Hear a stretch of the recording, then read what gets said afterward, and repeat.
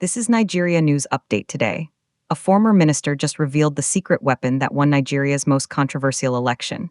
But here's the twist. He did it while his boss told him not to.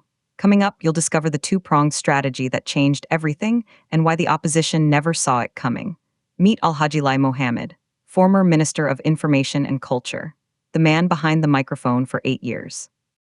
In his new book, Headlines and Soundbites, he drops a bombshell. He personally engineered the media campaign that secured victory for President Bola Tinubu and the APC in 2023. But here's what nobody's talking about. President Muhammadu Buhari had given a strict order. Ministers were warned, do not abandon your jobs for political campaigns. Any infraction would bring sanctions. So how did Lai Mohammed do it? He reveals he deployed a campaign not of rallies but of information. A silent war fought with facts, not rhetoric. The opposition's narrative was loud and clear. They claimed the Buhari administration had achieved nothing, that the APC had no record to run on. Say it loud, say it often, and it no longer matters if it's true, Mohammed recalls the opposition's strategy. Fully aware of this, he adopted his two-pronged plan. First, systematically showcase the administration's achievements. Second, decisively counter the opposition's misleading narrative. And then, something shocking happened.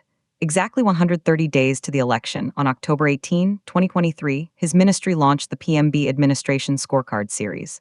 The goal? To present verified accomplishments and shape public perception at the most critical time. Under this program, every minister had to stand up. They presented concrete, evidence-based reports on their sectors.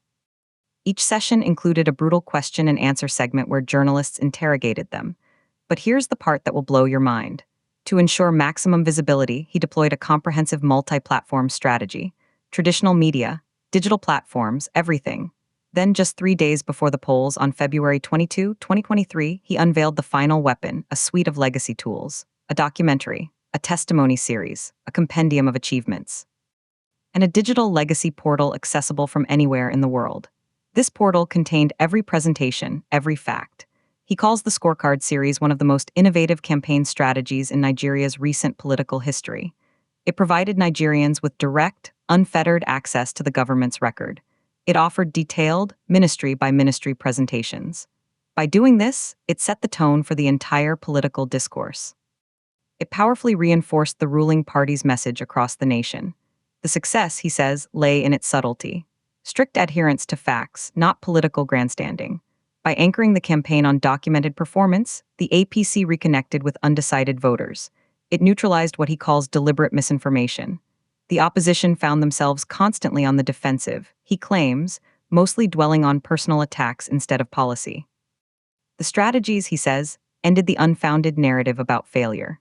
This approach reaffirmed the power of strategic communication in shaping electoral outcomes without breaching official duties. But here's the controversial question it leaves us with.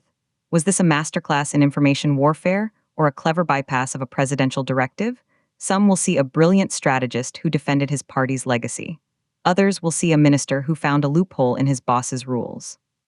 Do you think documenting a government scorecard is a fair campaign tactic, or should ministers have stayed completely out of it? Drop your take in the comments. This is Nigeria News Update today. Subscribe for more breaking political insights.